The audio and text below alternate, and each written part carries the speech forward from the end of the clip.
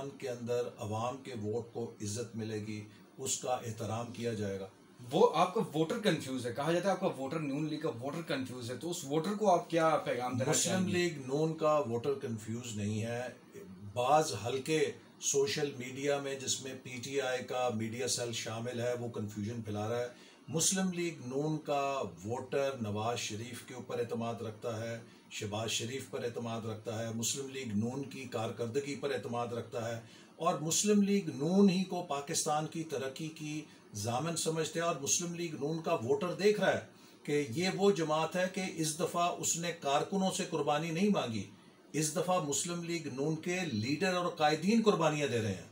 लिहाजा हमारा वोटर अपनी क़यादत के ऊपर एतमाद रखता है, चूँकि तमाम क़यादत आज हर कुर्बानी दे रही है जो उससे मांगी जा रही है, लेकिन वो अपने मौक़िफ़ के ऊपर साबित कदम है। क्या आपको और शाहिद साहब को ऑन बोर्ड लिया गया था इस बड़े फैसले में? देखिए, जो पार्टी के अंदर के मामलात हैं वो हम पार्टी के फोरम्स पे बातचीत करते हैं, उन्हें हम मीडिया में बात नहीं करते। लेकिन जब पार्टी कोई फैसला करती है तो उस फैसले के ऊपर पार्टी का हर कारकुन और हर लीडर पहरा देता है। और आप समझते हैं कि जल्द जो आप पे जो आगे जो मामला आ रहा है इलेक्शन कमीशन का मेम्बरान और उस पर वो भी अब मामला सॉर्ट आउट हो जाएगा? ये इसका इन्हिसार हुकूमत के ऊपर है। अगर हुकूमत ने ज़िद ना की और हुकूमत ने खुले दिल के साथ अपोजिशन के साथ बातचीत की तो 1 घंटे में मसला हल हो सकता है। लेकिन अगर हुकूमत ने बिला वजह उस पर ज़िद की, और अभी तक आप देख रहे हैं कि हुकूमत ने साबित किया है कि वो इत्तफाक़ राय करने की सलाहियत नहीं रखती।